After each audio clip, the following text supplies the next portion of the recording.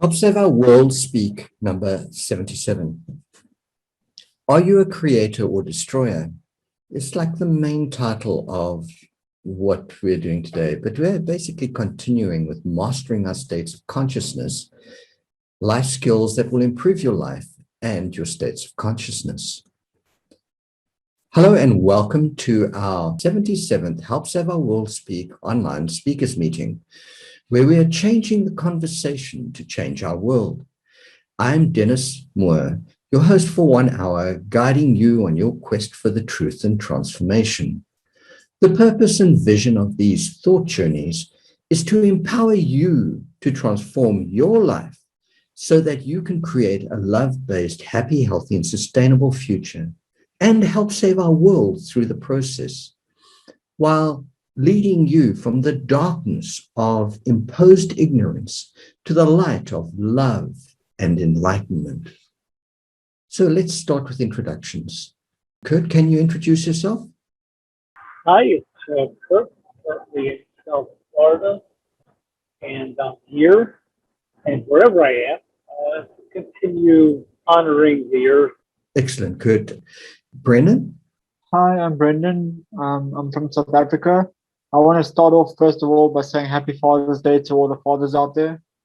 And I want to just let people know that I'm part of this group because of the fact that there's a lot of, I wouldn't say ignorant people, but people of unknowing. Uninformed, maybe. Uninformed, yeah. Or just been taught incorrectly. And this is a group that helps you to get on the right path in order to better the world around you and yourself, actually. Thank you. That's awesome, Brendan. Alex? Hi, I'm Alex. I'm here based in South Africa, and I'm joined this group to help save the world, to help inform and connect people across the world, and to get them familiar with get them back on the earth, get them back in touch with Mother Nature and all her wondrous glory. Excellent. I love that. So your awareness of your states of consciousness enables you to focus on and become more consciously connected so you can control, practice, and master your states of consciousness to create your best life. So you can become fully consciously a creator of your life, your future world, and affect the flow of a fully aware, conscious, wise, and enlightened world, and ultimately universe. Life's mastery is the most critical reason for our existence. It's like we come into this world absolutely having no clue of how to live in it. And our life is this journey of discovering how to live our best lives within it. So life's mastery is the most crucial reason for your existence. You're learning and growing throughout your life. Hopefully, you're setting your magical energy tone of love, balance, and harmony, and creativity, and sowing and nurturing, and continuously growing a better life throughout your life. And of course, ultimately, creating a better future around you as you live that amazing life. This freedom and power of choice and self-determination have been stolen from you and most of us. And it is what you and we must take back and change before it's too late. You and we need to take back your and our power of individual and collective choice and purpose, and your and humanity's focused intent and vision of bringing about an equitable, happy, healthy, and sustainable future where we all thrive together as one living ecosystem. Although this is your basic human right and choice to make, you and we won't survive into the future if you and we don't choose to make it happen. Any comments, Alex? Yeah, I agree. Need to take back our rights. We need to take back who we are, and we need to live free from the imposing forces of the world. It's one thing being a human being living on this planet, thinking that you've got your own free will and you've got your own choices, but meanwhile you're being guided and forced into slavery and poverty across many continents around the world, just based on who you are, who you've grown up with, and what family you're born into. In the old days, it would be if you weren't a lord and a lady, you were considered a slave, and nothing much has changed in the thousands of years since then. We are all just slaves in the cogs of the wheels ever turning to the corporate entities, the power play, the people with the power who play on our ignorance, and our schooling system, which teaches us how to participate in this ever turning cog. Excellent. Yeah, and I think also the area you live in is a major factor. It's like I notice it every day with the internet. Oh, we don't provide that service in your country. What? The internet is a world wide web. How can it not be provided in our country? Nonsense. It's just like, oh, you belong to the slave class because you live in that region, so you don't have access.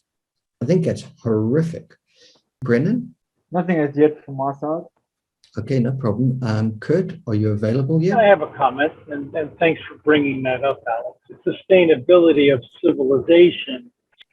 Until we can get our mind around that all people are worthwhile, I think it's going to be hard for us to think that the world is worthwhile. We have our vested interest in our own survival, of course. As it comes up, this morning I read an article about a parade that was happening yesterday in Wilton Manors, which is just north of Fort Lauderdale. And apparently it was a gay pride parade in that particular town. And someone drove a pickup truck into the crowd. Oh, no. Now, this is not a very nice comment I'm making, but it is relevant actually to what we're talking about, in that not everybody believes that everybody has a right to live and that everybody contributes to the whole matrix that we live in, same as they feel about the earth. I don't need to clean up my garden or my stream or the water in my city because it doesn't affect me or I don't care about it.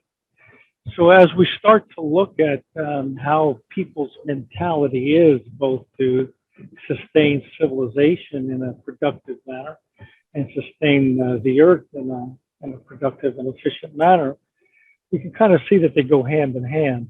And of course, our conversations here Help Save Our World has to do with both of those aspects. We're dealing with people's attitude and behavior, both to the planet and to each other. So I think it's critical. And as the topic of today unfolds about are you a destroyer or creator, I think this becomes very relevant to what we're looking at and all the different aspects we need to consider.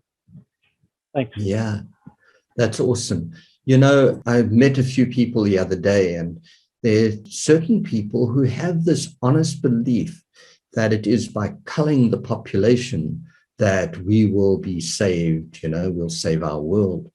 And it's like, oh my gosh, this whole thing of eugenics. And there are some very powerful people who have this mindset where, I think of that as our greatest opportunity is if we come together as humanity and we reconnect to Mother Nature and we all grow our own food and we grow locally and so on. We're basically regenerating life. But the more hands we have, the greater our potential. So if we basically wipe out the people on the planet that, of course, are not the preferred people, only the rich people survive because they have whatever, the capacity to survive, and the rest of us get wiped out. The return, the resilience of life on this planet and our planet is basically taken away from us. It's the destruction would have just been sort of allowed to happen, and then we won't be able to recover it very quickly without the population. We need every set of hands on this planet to make a difference. And it's all about us coming together to make that happen. It's all about our relationships to one another, the earth. I'm so sad to hear about what happened in Wilton Manors. I've got some wonderful friends in that community, you know. Just actually some of my best friends I've ever had are people from that community. So, you know, don't undervalue people until you know them. Anyone want to comment before I go on? No? You can become a powerful force for change if you choose to. That's also your choice to make, of course, whether you do so. To do so, choose love and togetherness over fear and separation. Choose life over death. Choose the continued existence of all life over the extinction of all life on this planet. Alex posted something this last week from one of our local newspapers that the last remaining white male rhino has passed away. So there are just 2 remaining female white rhinos. So that's the extinction of a species that has survived like millions and millions of years. And it's gone. I mean, that's it. 2 females, and that's the end of their species. So we cannot afford to let this extinction rate carry on as it is, because that is part of our resilience, our ability to survive and to create a sustainable future. You know, it's hard to imagine, but poop from all of the animals that walk the earth and all of the insects and all of the worms is what nourishes the soil. And you don't grow anything in soil unless it's being nourished. So we need all of those living species to feed the soil, to feed the microorganisms and so on, all the way up the food chain. Without them, we are gone. Choose the continued existence of all life over the extinction of all life on this planet. Choose humanity over cruelty. Choose fairness over greed. Choose togetherness and oneness over segregation, fear, and hate. Choose knowledge and wisdom and enlightenment over ignorance. Choose the light over darkness. Choose enlightenment and wisdom over ignorance. So be wise, choose well, and live your best life for all life to survive and thrive on a healthy, happy, and sustainable planet and environment, Mother Earth, that living ecosystem that gives and sustains our lives. Your choices as the creators of the resilience our Mother Earth needs now to come back from the edge of this catastrophe we are facing. Anybody? I agree with you. Yeah, I agree with you too. Anyone want to say anything, Brendan? No, you can continue. You can either be the composer of your life symphony, or you can let others enslave you into their chosen composition of your life for you. What gives them the right to choose for you? Actually, you do by giving away that right and not choosing to take back that right. You can free your mind and your life and begin to compose your symphony of life by thinking, questioning, choosing, changing, planning, conducting, and composing your stories with your everyday choices. Every choice counts. In truth, you compose your reality with every single choice you make. These stories, journeys, and challenges are initiated with seeds of thought in your mind. What do you choose to seed your mind with? Carefully choose what you listen to and what you read.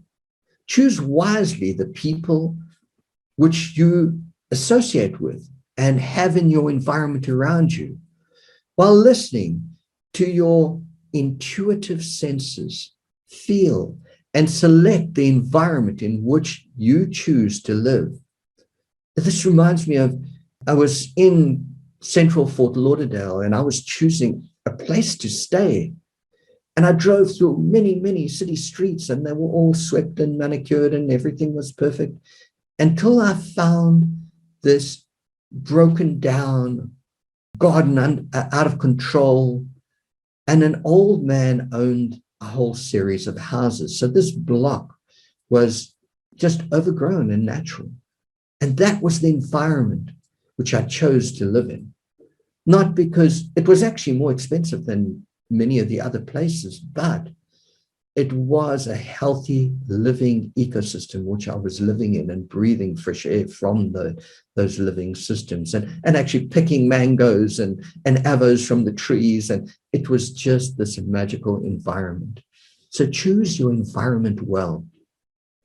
Remember, everything you assimilate into your being, whether willingly or unconsciously, affects you and your life. And it'll change the way you live your life. It'll make you happier and healthier. So make sure that you choose what's the best for your health, your mental health, and your well-being as much as possible. You might not be in a perfect city or whatever, but whatever you do, choose your environment well. And if you can, do as Kurt's doing and head out into nature. It's just a magnificent idea. So you can become the best version of who you wish to become. You can be your unique composition of your choices and experiences. So it's you that creates your ultimate life's experience. Otherwise, you can exist throughout your life with feelings of imbalance and something's not right, with it eating away at you inside every moment of every day. Then see yourself as a victim of what happens to you, existing with that feeling that you've lost control of your once magnificent, magical vehicle of life. You can choose to become the composer of your life story by taking responsibility for your life. Think about it. Then think of the things that you admire most in other people. Read the books you want to read. Do the research and take what you like from all of them, because not everything you read or whatever is going to be exactly what you agree with. And then begin composing. Choose what works for you and dump the rest. However, make sure that all of the above happens based on the natural principles that we've been teaching, the natural wisdom, the flow of life, where you're living as one with and within the womb of Mother Nature's flow of life on planet Earth, all of which is happening within, of course, the solar system, the galaxy, and the universe, all connected, all relationships, and all ecosystems. Remember that the growth of life and everything that exists is created and only happens because of the universal creative feminine principles, which is the creative force that's controlling the flow of the Venergy of creation.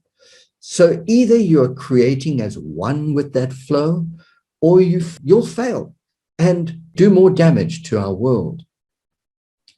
Make sure that you're coming from a place of love, the universal creative feminine, and the creative force of the universe. Okay, anybody? Yeah, I'll comment there. Making your own life a magical existence. You don't want to end up being 50, 60 years old and looking back and realizing you spent all of your days behind a computer and never really did anything. You never went out, you never saw, you never experienced. You want to be looking back in your later years and realizing what a good life you've had. I mean, one of the few things that I try and do is try and make my life full of firsts. Full of what? Firsts. Oh, okay. You know, yeah. I mean, always try something once. Whether it's going forth and going and seeing snow for the first time, or going down to the beach for the very first time and seeing the sea, or going hang gliding for the first time, or, you know, always try something once. Forget about fear, forget about anxiety, you know, forget about finances for the most part. Obviously, you still want to be able to survive. But go out there and experience stuff. I did that, one of those this month, and I went to go and show my son snow for the very first time. So I got in my car. I took a day's leave off work, got in my car and drove 2-3 hours to go see snow, and then drove back. It was very eventful, and I had a lot of firsts on that trip, I must say. But wonderful experience, and he will always remember that as the first time he ever went to go see snow. So my goal is always see first and always experience, always try and get out there and experience. You don't want to be looking out on your life and realizing that you've done nothing with it. I love that. Kurt? Oh, yeah. Lots of good stuff that just came up. Wonderful. So I'll move backwards if I can. I won't take up too much verbiage, but so the ability to do things as firsts, I think, is very important, because we as human beings have tended to get to normalcy and routine and habituation. And I think from a young age, we've been taught and domesticated to do that, be able to produce the same results over and over again, and keep within the boundaries and things like that. So being aware, number one, that we are at choice all the time and every moment in our lives is a very powerful place to stand. It's also a very frightening place if you've been, as many of us have, I think actually all of us have at some point, if we've been accustomed and taught to, stick within the boundaries, as I said. So part of the issue with that is there are many families, communities, societies, and civilizations that have been taught and ingrained not to work outside of the lines. And I'm not an anthropologist, so I couldn't say what percentage of the world population lives under that. As we know, there are many exclusive regimes now popping up around the world that, for a variety of reasons, whether for need or just for the greed of power, are forcing people to not think and not live a creative life. So as this topic of you're a creator or destroyer continues to unfold today, it's, are you personally a creator or destroyer? And where do you see creativity and destruction around you that's being imposed on you? So I think these are huge questions that we get to ask. And of course, it all comes down to our personal choice. If we have the luxury, meaning we have shelter and food and water and protection so that we can survive to the point where we have a few minutes to actually consider our life and what we're doing with it. So again, it's part of the, I'll call it cycle for lack of a better word at the moment, but the cycle and systems, that's what I'm looking for, of life that exists in the civilization in 2021 that made up number based on something that happened many years ago. And they said that's the beginning of time, or at least counting. That we are in this date now and still struggling with how do we get along with ourselves and the earth. So great comments and great questions, folks. Thanks. Excellent. Brendan? I think that was beautiful. And I think that people need to figure out which direction they want to go in. They need to decide, they need to make up their mind. And yes, like Alex says, go do your firsts, even if you can only do one once a month. Go and get it done. Make life exciting, but never forget to look after the world around you while doing so. So if you go to the beach and you see a plastic packet blow past you, pick it up. You never know where that might end up if you don't. I love that, Brendan. That's awesome. There's just so many things. It's like, I love going for walks with Barney, and I'm trying to do it like earlier and earlier each day. and just start my day with connecting with nature and so on out there. And I'm spending more time gardening and just cleaning up and planting and nurturing my plants, nurturing my soil, I've got a little bit of coffee grounds in the bottom of my coffee thing from the previous day, and I make the effort to go out there and feed the soil. It really is about fully connecting to the relationships with life around you. And like this project has been amazing for all of us, and I've put a lot of time and effort into it. And it's critically important because, I mean, if nobody else is going to tell the world, then somebody has to, and we're doing that. But, recently we've been singing karaoke or whatever, just singing in the car. And it's something that makes me so happy. And it's not the first time I've ever sang, but it's like I'm relearning and singing as I go on my walks and everything. And it's making me happier. So yes, there are certain responsibilities that we need to pay attention to, but I can make the difference in other people's lives with something I find easy, just singing. And singing creates this beautiful energy tone. So, you might be an irritation to somebody because they can't hear the background music and they can just hear you going, whatever. But as long as you are doing something to create sort of magic within your soul, within your essence, within your being, just do it, And so that's my advice on that one. So remember, fear-driven choices are often bad choices. So instead, choose love-based choices, any love-based choices. So being willing to put yourself out there and go the extra mile is where the magic of life happens. Nothing ventured, nothing gained. Are you a composer or creator? Are you on the stage of life? Are you on that stage? Or are you a passive observer in the audience and watching everyone else create around you? Are you a leader or are you just a follower? I know there's a time and a place for being either one of them, but how often do you make yourself really uncomfortable and face your fears and step onto that stage of life and make things happen? You can complain that you're a victim of circumstances or others' choices, or you can do something about it. Are you that victim or are you the change maker? Anybody? Well, I think that's a great question. A lot of it can be circumstantial. And I agree with you that sometimes we play a variety of roles to support other people in how they're being.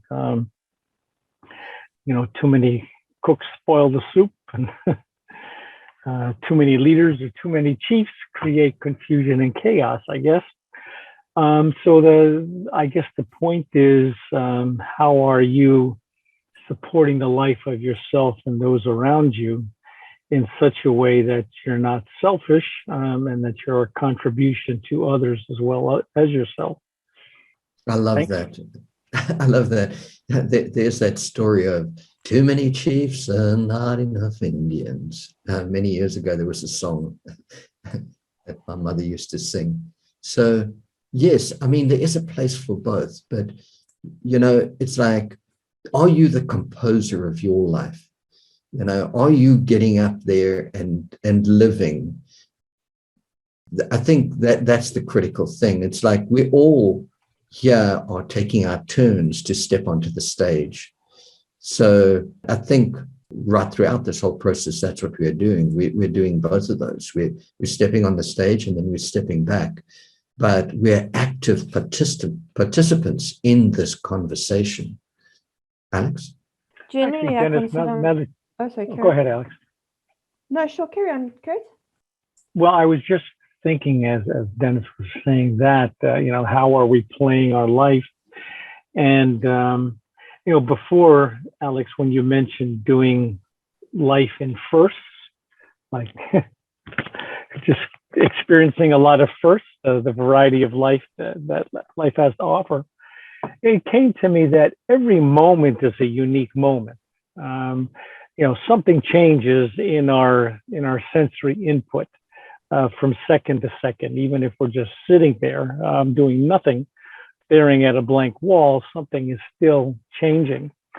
And when I think about the ability that presence brings and the joy that presence brings, by us being willing to simply observe and take in and be in the moment rather than to do the moment or have what the moment can give you, but just to be in the moment. And that's the ultimate choice of every human being, is that regardless of the circumstances and environment around them, we can still choose to be happy, joyous, content, and accepting in the moment, regardless of what it is. And it could be the worst thing you can imagine. However, our opportunity is still to choose what would serve me most to be living my life in this moment. Now, of course, if you're dealing with survival issues and it's a constant pounding of, survival, whether you're a slave, a citizen going to work every day, or on the battlefield, it's still an issue of how can I make this moment the most valuable one for me. So that, I think, is our ultimate choice, and certainly presence brings us to the awareness that we still are at choice, no matter what's going on, including to end our life if that's what we so choose in the moment. I'm not suggesting that, of course, and thankfully I haven't been at that crossroads in my life where I had to choose between life and suffering and unsufferable suffering, if that's what's about to happen. However, I'll always continue to choose life until such time as there doesn't seem to be any choice. So, didn't mean to leave it on the death issue. However, we are always at the point of death, are we not? We're living towards death as a human being. Not as an entity, not as a spirit, not as a being, but certainly as a human being. We are living towards death. So when we realize that the appreciation of this moment is our ultimate choice and to live it fully, I think there's not much more that a human being can do to manifest the greatness that we have. Awesome. Alex? I generally consider myself, and my personality trait is an introvert. I don't like to portray myself in the spotlight, or step into the spotlight unnecessarily. I like to sit back. I like to listen, and I like to hear. And a lot of times it's actually said that a great leader is the last one to speak in a group, because he or she is the one who has listened to all the various topics and suggestions before they have the opportunity, or they take the opportunity to speak. But in terms of when it comes to things I'm passionate about, like helping save the world, like the environment, setting up eco-villages, really putting heart and soul into things that I am passionate about, then I'm a valiant soldier, bravery, courageous, sword in hand, waiting to fight the next heroic battle ahead of me to try and help the voiceless ones in the process. Then I don't consider myself a introvert at all. I'm out there, I'm speaking, I'm saying what needs to be said at the right time, and speaking above everyone else when it matters the most. I love that. That's awesome. Brennan? Alex was saying right now that she considers herself an introvert.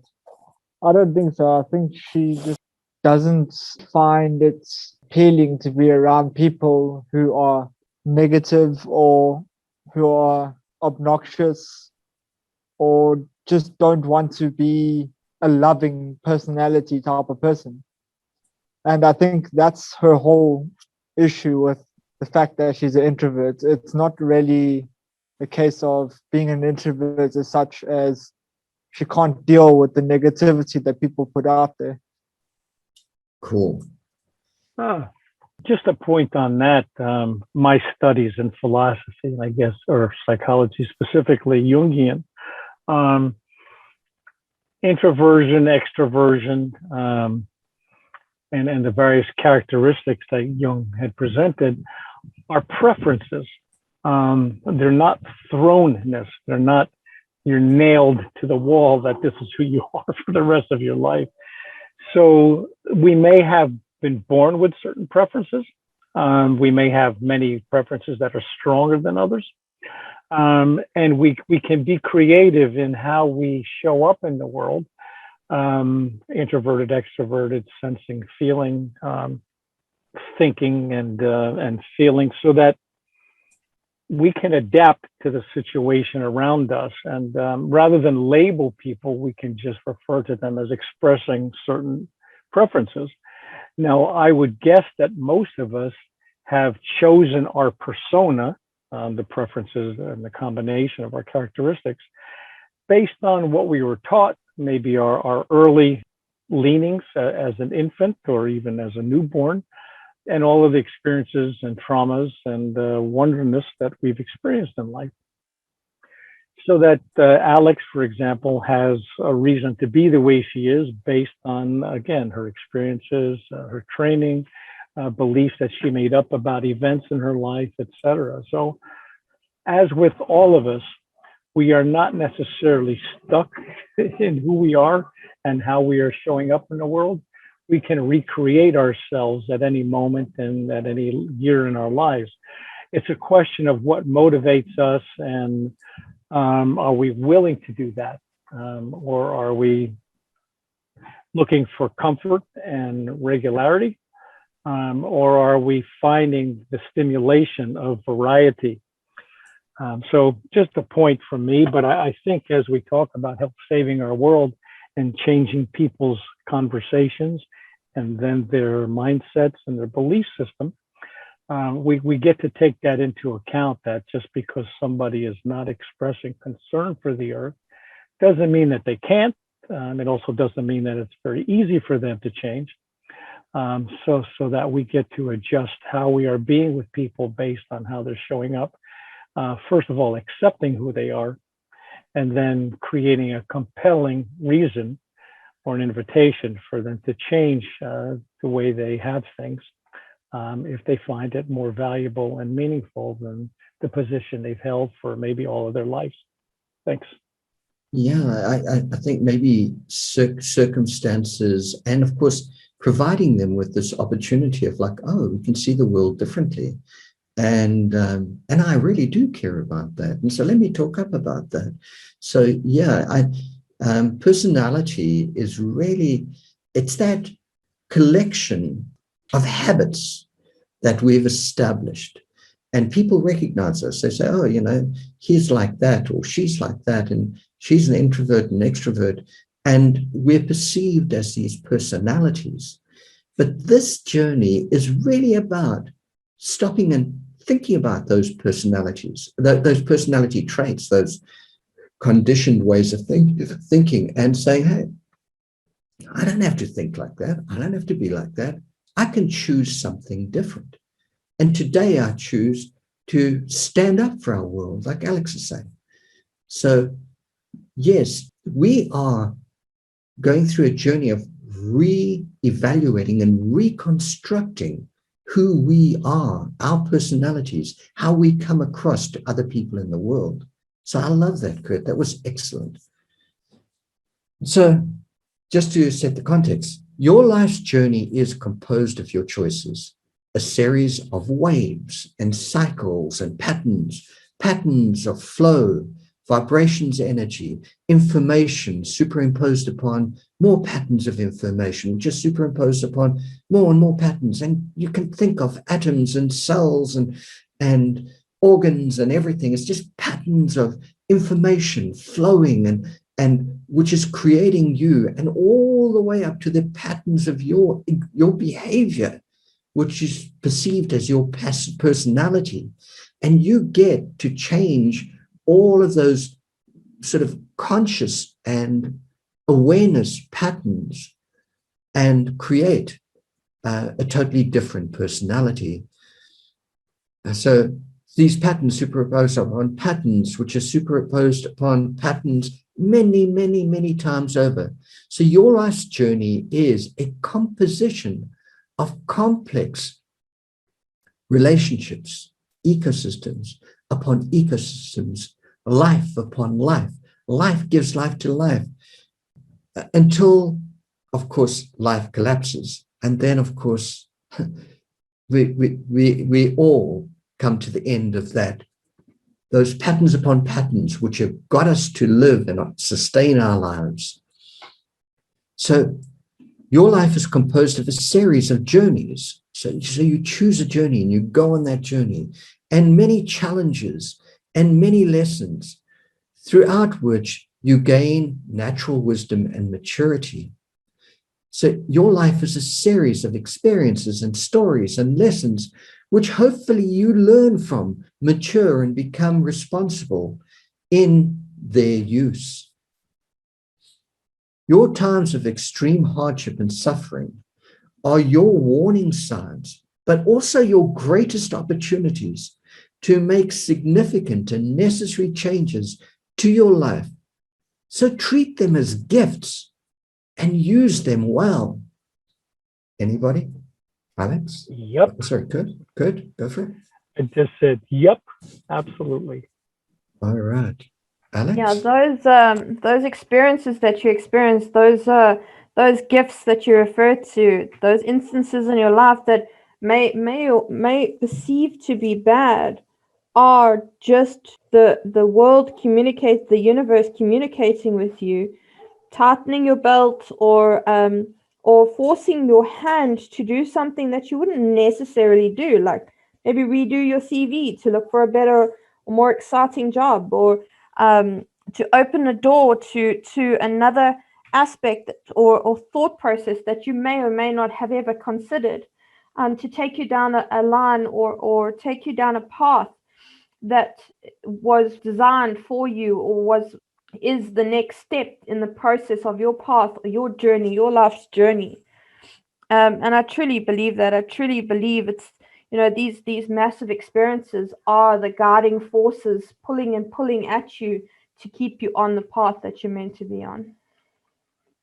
Absolutely love that. That's said so well, Alex. Anyone else? Brendan? Good. I think what Alex just said is brilliant. The universe throws things at you to basically pick you up and make you stronger so that you can deal with whatever else comes your way, I think. Yeah, I mean, I had this section which I call Hills and Valleys. You'll set your course, and you'll climb this hill, and you have all these challenges, and you'll reach this epic moment at the top of your achievement, and then from there's only one way you can go, and that's down the other side.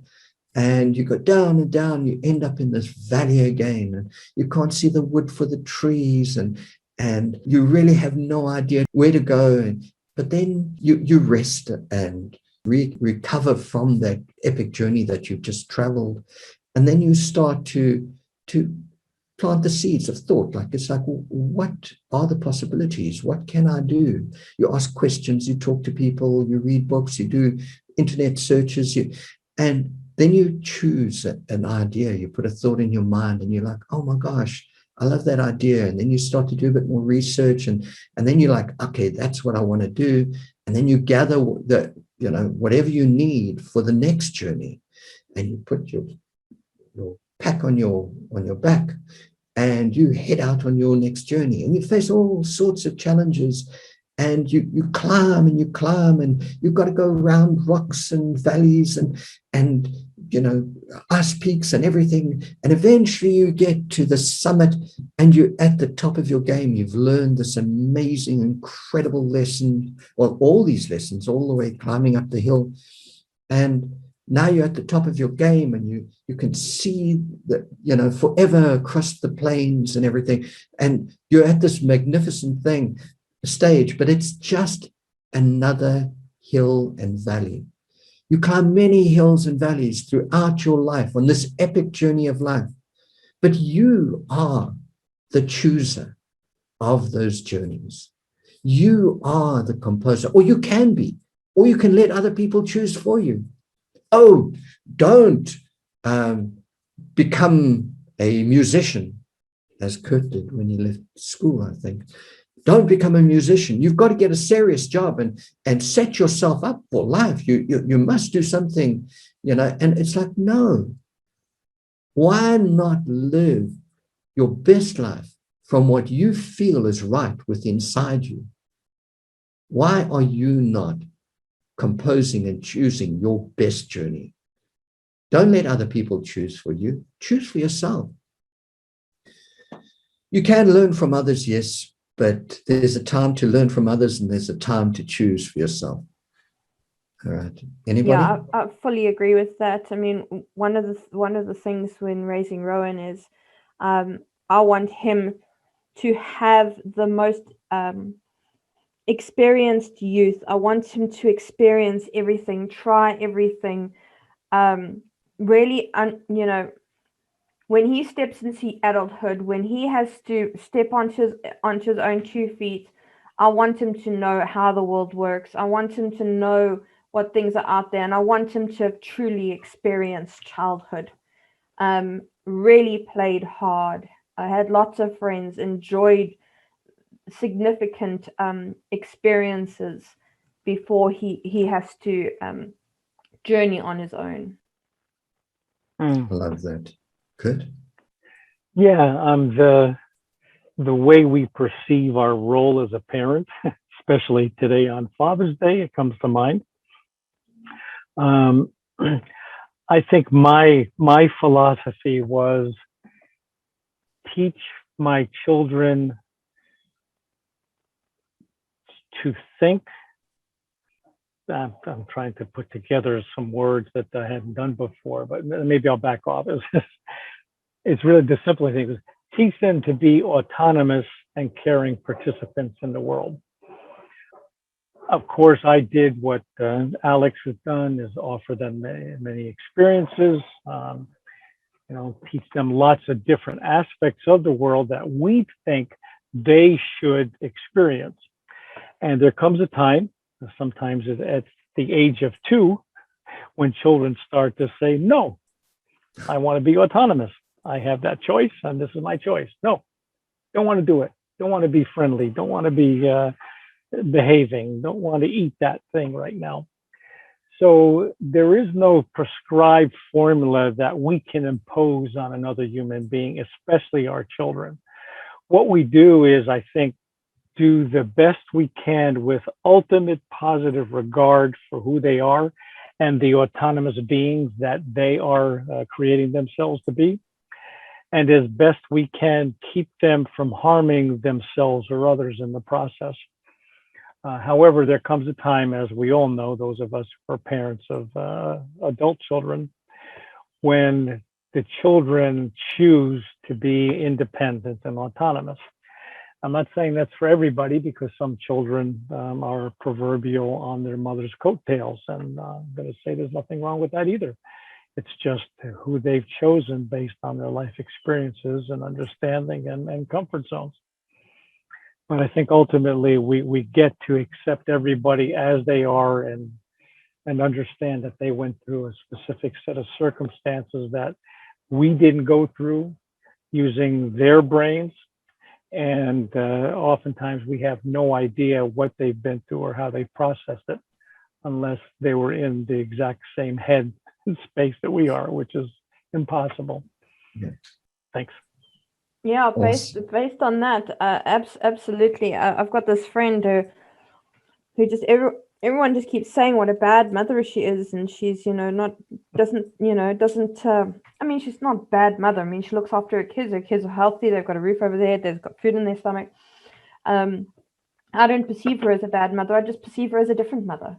She's not like me. If we were all the same type of mother or father in the world, all the kids would essentially be the same, wouldn't they?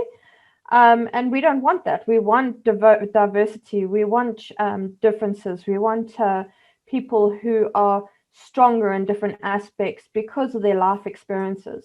And doesn't mean that one person is better or not at being a mother or a father in that aspect, based on their choices on bringing up their kids. They're just different, and their kids will be different for it. I'm reminded of a plane trip I took a number of years ago where there was, just a crying 2 or 3-year-old, something like that. And obviously we're in a closed space, and there's 100 or more people of us that are close enough to the baby to hear it constantly. And I remember somebody questioning the mother, like, why don't you take care of your child? And she says, I can't stop him from crying. Everybody looked at her like, really?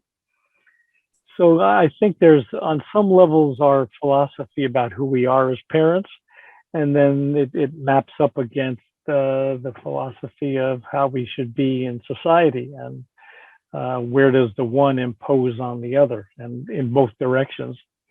So don't have a quick answer, but I just remember that mother saying, I'm not going to impose, my or other people's desire about how my kid should behave in this moment. I said, wow, that's a pretty interesting take on it. So absolutely. And I'm sure that kid will be quite a independent human being because of it.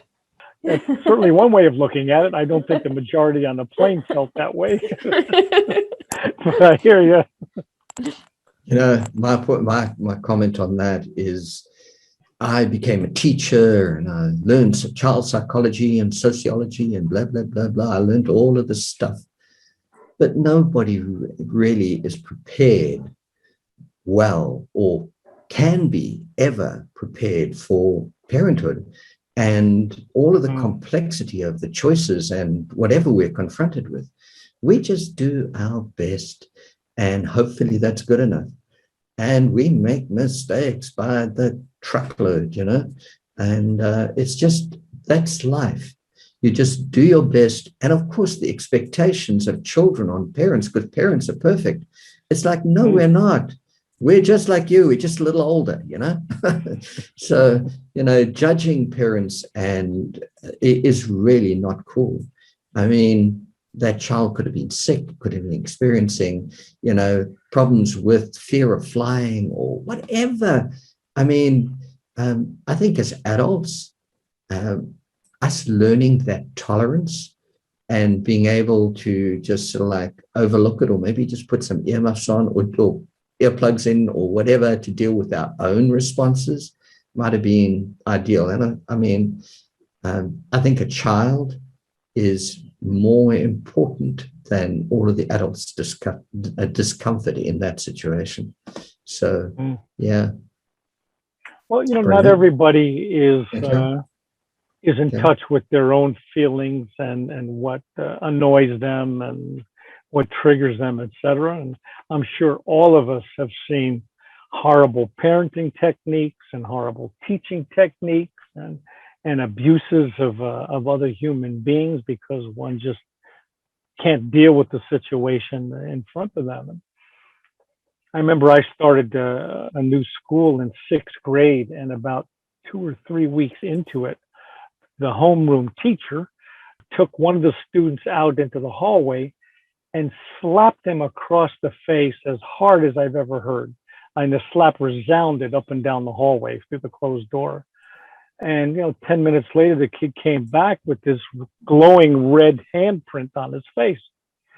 Now, this was a new school for me, and I was totally horrified by what just happened, and certainly lost all respect for the teacher. But somewhere the parents had said, it's okay to discipline him physically. And I know that actually there are even schools still in Florida where corporal punishment is allowed and even encouraged. So as we see a variety of things going on in the world, my take on it is, as long as the child is not hurting somebody physically or putting them in danger, then it's up to us, or even putting themselves in physical danger. It's not up to us to change that behavior as a have to.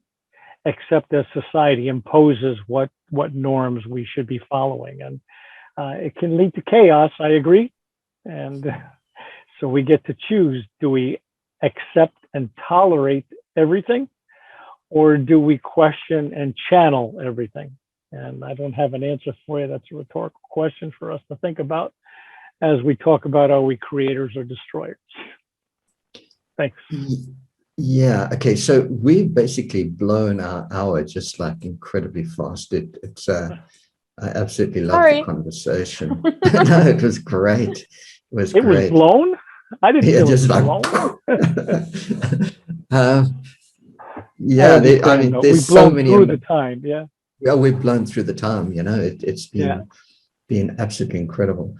I've really enjoyed this this topic, and so I would love to respond, but I think we've come to the end of that. So thank you all so much for an absolutely magical meeting. If you want to stay on and talk, I'm happy to carry on listening, but look, this will be the end of the recording. So bye, everyone. Cheers. Bye. All right, take it easy.